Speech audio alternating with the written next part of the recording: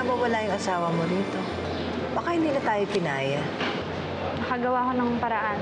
Meron pa tayong extra pang grocery. Ano na naman katanghan yung ginagawa mo? Alam mo, malas yun. Parang ikaw. Eh siya nga ito nagbayad ng gastusin natin sa ospital eh. Pati dito sa burol. Konting konsiderasyon naman oh. Namatay ba talaga si Nelson pa? Sa ospital ko lang siya huli nakita eh. Hindi mo na ako pinayagan pumunta sa libing niya. Bakit bigla ka na namang umaasa? Nabuhay ang lalaking yon. Tawarin mo. Hindi ko alam. Okay na kayo? Oo, kuya. Kagabi pa nga eh. Nahuli ka na. Ang galing-galing niyo sumuhoy kay Papa, ha? Mamalasakit ka ba talaga? O sumisip-sip ka lang sa papa mo? Malalaman din ni Papa ang pagpapahalaga na binibigay ko sa kanya at mawawalan siya ng gana kay Ivy. Eh bakit mo naman kasi ibo-broadcast sa parents mo na pupuntahan mo si June? Phoebe, thank you. Ito lang for you. Hoy, Ining, totoo ba yun? Tinakwil ka raw sa inyo, kaya ka na junior ka na umuwi? Pwede ba umalis na lang kayo rito? Kachis mo kasi itong mga to. Hindi daw nila mahagilap yung death certificate ni Nelson. Ano ang plano mo? Kapag nalaman mo, nabuhay pa si Nelson. Pakilala ko sa kanya si Rachel. Handa ka na bang ipagtapat kung ano talaga ang papel mo sa buhay ni Rachel?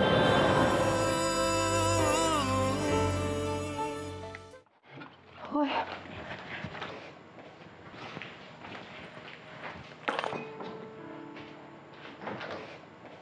Aling Laura, salamat po kanina.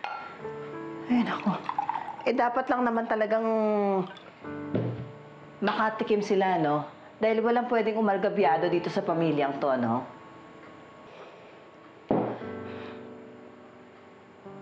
Oh. Ba't umiiyak ka na naman?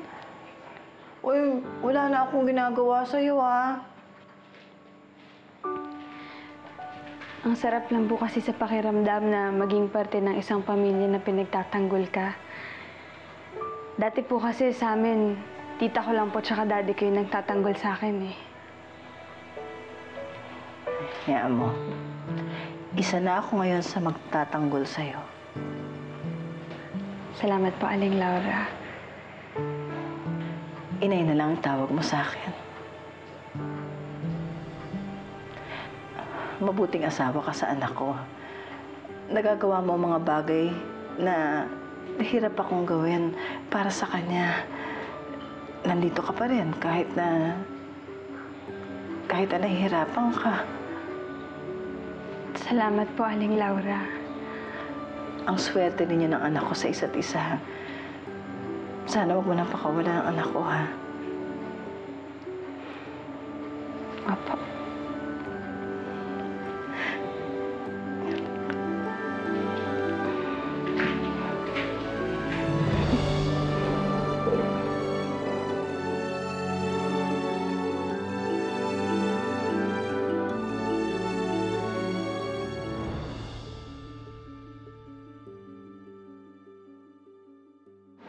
Ngayon ko lang talaga na-experience yung may taong naging vulnerable sa akin. Tapos parang he really trusted me at that moment. Tapos parang ako, tsaka yung warmth ko, sapat na sa kanya. Ayun na, niro-romanticize mo na yung nangyari. You're so into him. So, will you go for it? Inaalam ko pa yung posisyon ko kay Junior eh. Kasi syempre, di ba, preoccupied pa siya kay Rachel. Kaya nga nairita ako kasi Rachel's just using him naman. And what can you offer to June is something real. A true love that he needs. Kaya kailangan talaga makahanap ko ng paraan to get Rachel out of the way.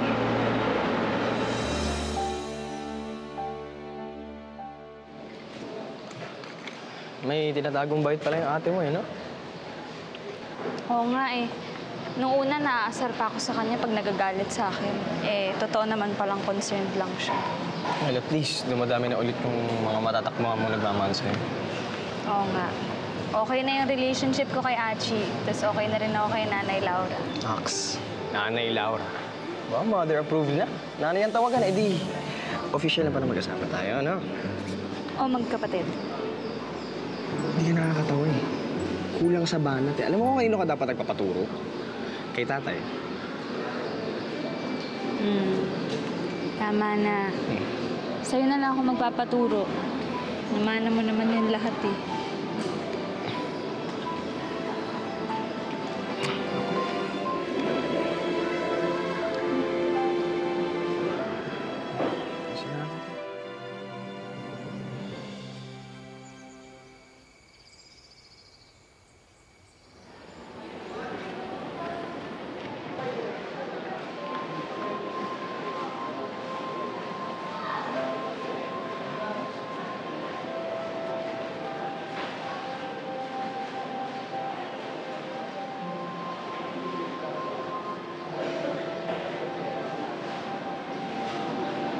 Buti naman, anak. Sinilip mo na rin siya. Pinakamukha ni tatay ito. Siguro kasi pumunta na siya sa heaven. Si tatay, mabenta to dun. Dahil ba ang joke siya to eh, no, tay? Kung nandito siguro si tatay, sabihin niya pa, oh, yung bulaklak, iuwi niyo ha. Sayang naman.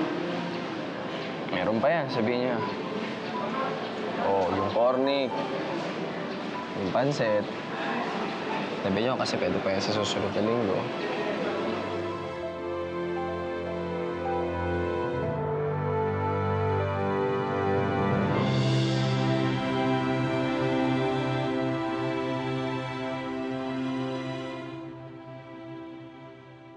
Oh, bakit nandito yan? Office to, obvious naman na office to, di ba? Nandito ba yung patay? Nandito? Stupid! Pasensya po, ma'am. Paano paabot yan sa Rizal, ha? Tingin mo, paano? I'm not gonna pay for that anymore, ha? Phoebe, bakit na ganyan dito? Ha? Tita, please don't tell Mommy. Tangalin! Bakit sino ba namatay? Actually, para po kasi yan sa libing ng tatay ni Junior. Yung asawa ni Rachel? Yes po. Bakit hindi ko alam ito? We could have helped Rachel or yung family ng asawa niya. Ano ba ang pangalan ng tatay niya para makapagpagawa tayo ng mass card? Mang Sito Labsat po. Sito Labsat? Yes po, Tita. Sito Labsat. Kilala niyo po siya? Anong pangalan ng nanay niya? Hindi ko lang po kasi maalala if Mirna ba or Lorna. Laura? Yes, Tita. Si Aling Laura po. Kilala niyo po ba sila?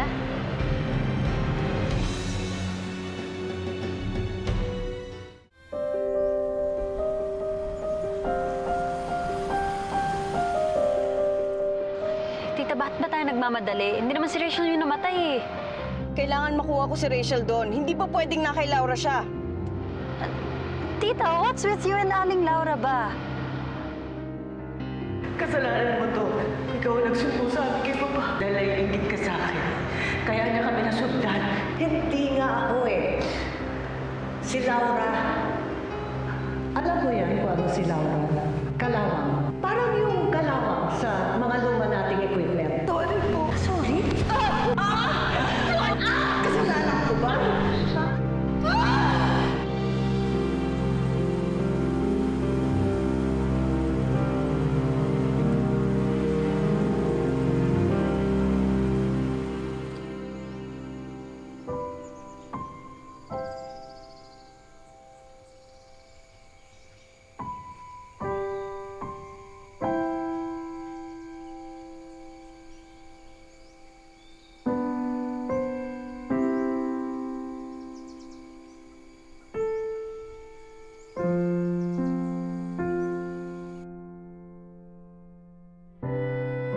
Ibig sabihin, nanay mo, huwag kang magpapaligaw. Hindi nga po eh. Laura? Talaga, isa ka pa si Laura pa lang yung babae. Anay, pero next time, pag sumabay pa sa akin, kakaratihin.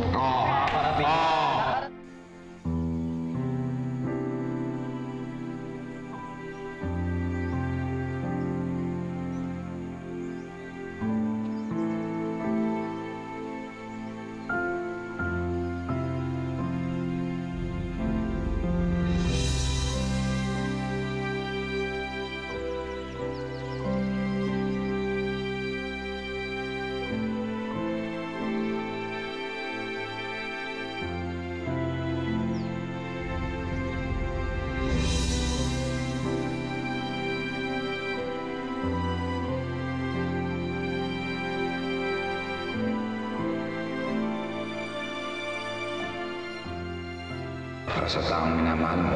Kahit walang kapalit, may ligtas mo lang siya, mapuna ng mga oras. At sandaling akala niya walang-wala na siya. Kayo mag-ama, para bang napapansin ko napapadalas na nag-uusap kayong dalawa na parang may tinatago kayo. Nagpapaturo ng mag-gitara, ikaw talaga, oh. Ay, sa kanila.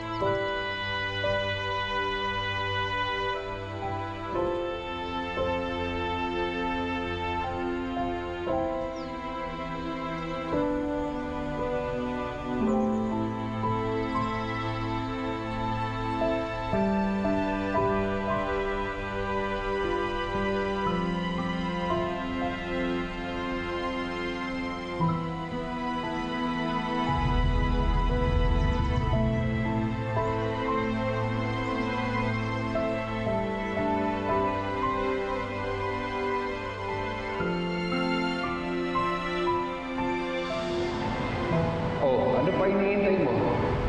Halikan mo na ang asawa mo.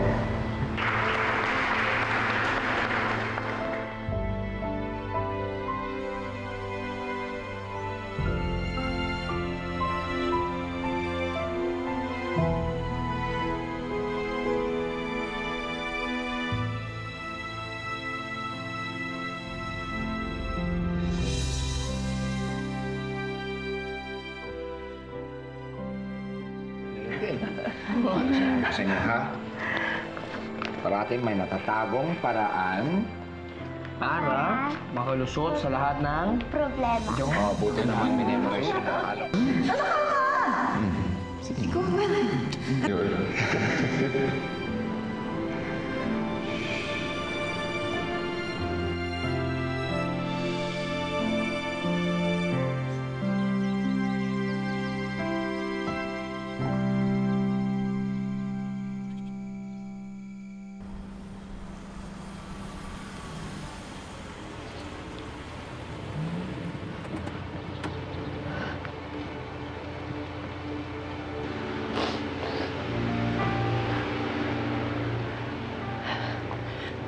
Rachel!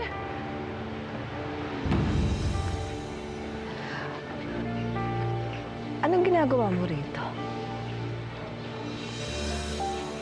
Talagang hindi ka rin naman namimili, ano? Laura, ibalik mo na sa akin si Rachel. Ang kapal ng pagmumukha mo. Rachel, sumama ka na sa akin. Ilalayo kita sa pamilyang ito. Teka lang. Tita Ivy, kilala mo si Nanay Laura?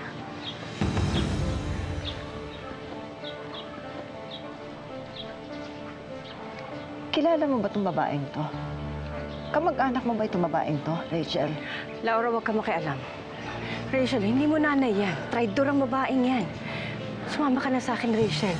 Lumayo ka sa kalawang na yan. Ka na, Rachel. Lumayo ka na rito. Binastos mo ang libing ng asawa ko! Lumayas ka na rito! Nay, tama na po. Tama na, pwede ba tumigil na kayo? Junior, Gigi, nakikita niyo yung babaeng yan? Yung babaeng yan ang sumira ng pagmumukha ko! Lumayas ka na rito.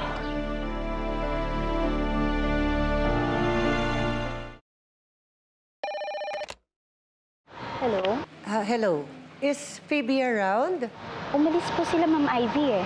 Natuloy ba yung meeting nila with Mr. Ngo? Hindi po eh. Ang narinig ko po kasi may pinuntahan silang libing. Tatay po yata ng Junior. May corona nga po ng patay dito kanina eh. Sige. Thank you. Nananadya talaga tong si Ivy, ha? Pati anak ko, dinadamay sa kabaliwan niya.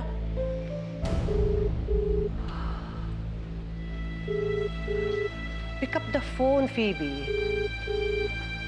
Kung malilintikan ka pa, dating mo mamaya. Lumayas ka na rito ko, hindi papakalagkad kita rito! Sige na. Rachel, sumama ka na sa akin, please. Kalit ka rito. Tita Ivy, no. Palayasin niyo yung babaeng yan dito. Rachel! Sige na. Kundi ibabaong kita rito. Ibabaon kita ng buhay dito. Sige na. Rachel, lumayas ka rito! Tatraidorin ka lang yan. Ipapahamak ka niyan, Rachel. Sumama ka na sa akin. Tita Ivy, umalis na lang kayo. Hindi ako sasama sa'yo. Dito lang ako kay Nanay Laura. Hindi ba kayo marunong rumispeto sa namatayan? Rachel, please. Tita, let's go. Nakakahiya na eh. Rachel, please. Tita, please. Let's go. Lumayas ka na. Lumayas ka na!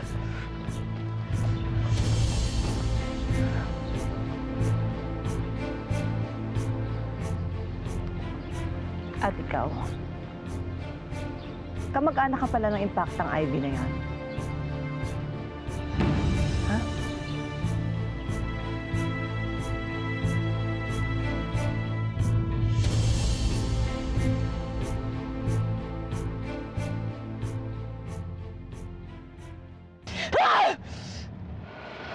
Tita, calm down. Mabait naman yung family ni Junior eh. Hindi nila sasaktan si Rachel. Hindi mabait si Laura! She ruined my life! Kung hindi dahil sa kanya, hindi mamamatay si Nelson. At hindi kailangan ilayo sa akin si Rachel. Tapos ngayon, nasa poder niya si Rachel? Hindi niya ako mapipigilan. Kukunin ko pa rin ang anak ko kahit ayaw pa niya.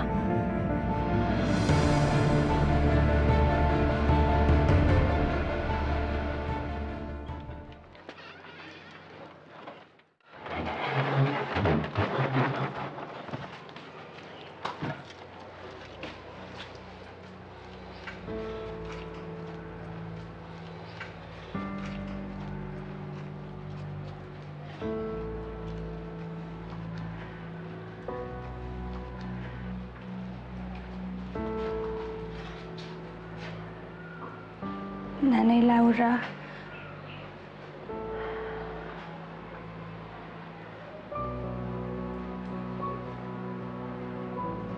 Hindi kita kayang tignan. Ay, wala naman kung kinalaman si Rachel kung saan nangyari. Sa lahat naman ng kamalasan, sa lahat naman ng taong mabubuntis mo, anak, bakit naman kamag-anak pa ng taong sumira sa mukha ko? Nay. Huwag mo akong tawag-tawagin, inay. Tama na! Lumayas ka sa harapan ko! Baka sa kanak ko pasamasin mo na ng ganti ko sa pamilya niya!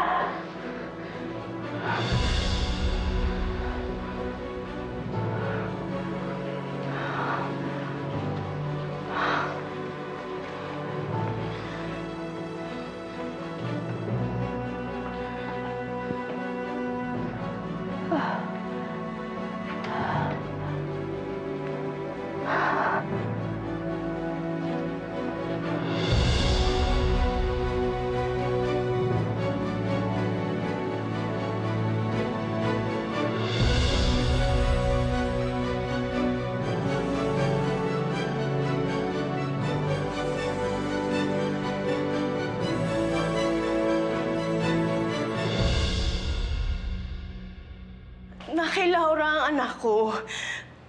Kadugo pa rin naman natin si Rachel, ah.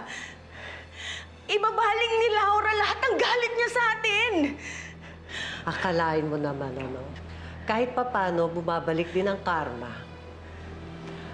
What goes around, comes around. Pwis ka talaga! Tama na! Stop it!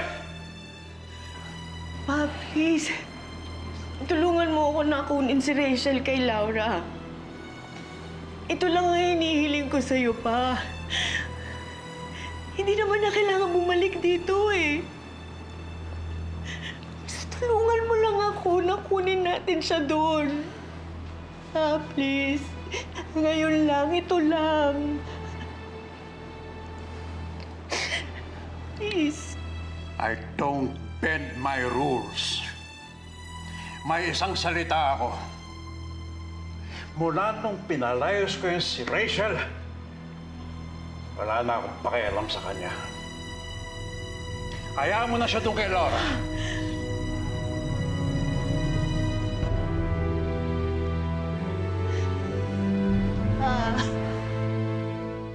Ibinigay ko naman lahat ng gusto niyo, eh. Ito lang hinihiling ko. lang ako sa anak ko. Yun lang, hindi mo ba maibigay?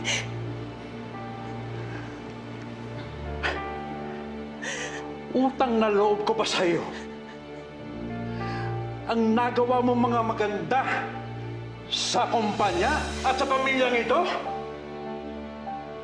tungkulin mo yon bilang isang tan.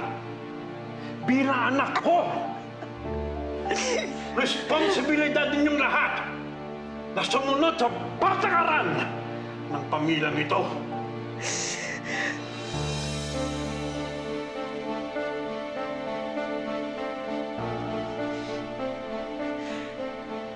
Ayaw niyo akong limusan kahit konting tulong? Kung nagawa kong patakbuhin ang negosyong ito, magagawa ko rin patakbuhin ang buhay ko at ng anak ko mag-isa. Ivy! Pa, huwag mo na sundan yan. Babalik din.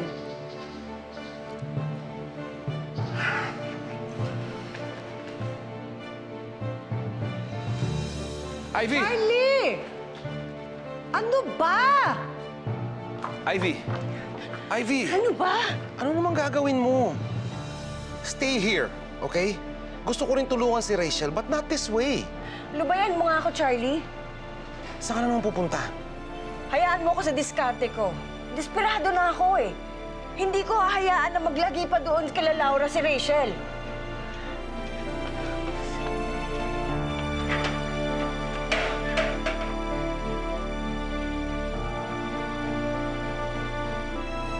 Phoebe.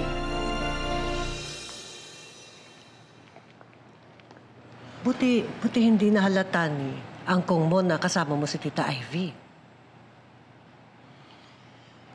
Bakit hindi ka na sumusunod sa mga utos ko?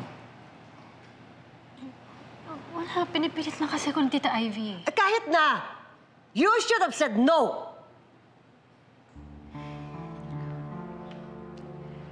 Pero,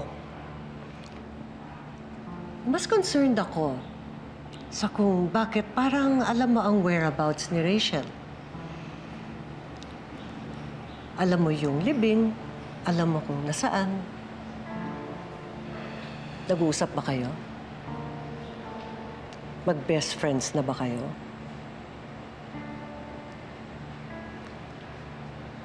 Sabi ko na nga ba eh. Diba? I told you to stay away from Rachel.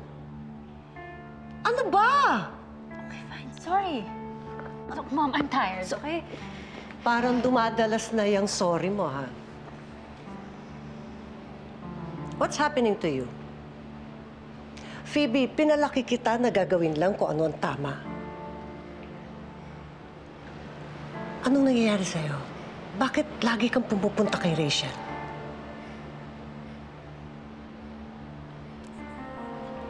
Unless may ibang motibo kung bakit ka pumupunta doon.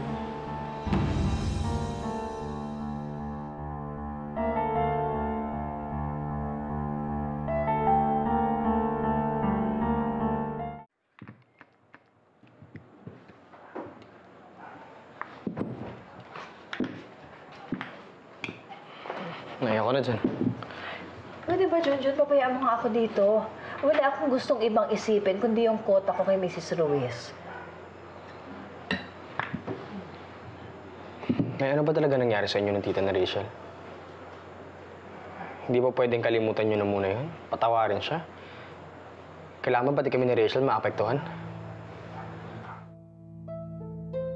Ma'am, bakit niyo po ako binibigyan ng regalo? Hindi ko naman po birthday. Hindi naman kailangan na may okasyon para magbigay ng regalo, di ba? Saan nagpunta ang Ma'am Ivy mo? Saan? Ma'am, sorry po. Sorry?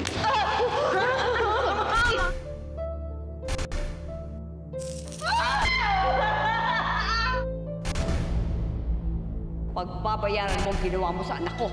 Anong ginagawa mo? Bakit hindi mo barilin? Kayo mga hayop sa buhay namin ng anak ko!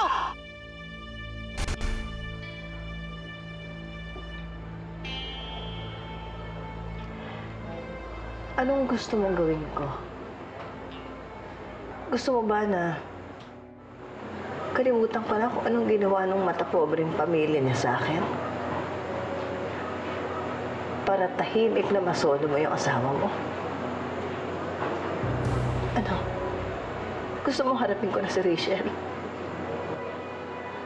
Na tuwing nakikita kong pagmumukha, naaalala ko, pumapasok sa isipan ko kung anong kademonyohan ang ginawa ng pamilya niya sa akin.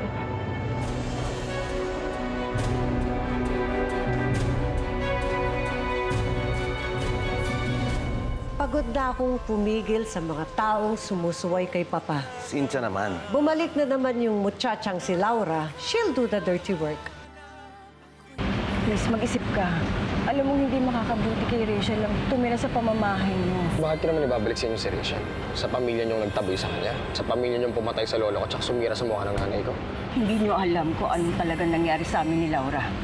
Siya ang dahilan kung bakit namatay ang taong tunay na nagmamahal sa akin. Sir Nelson, ikaw ba yan? Buhay ka?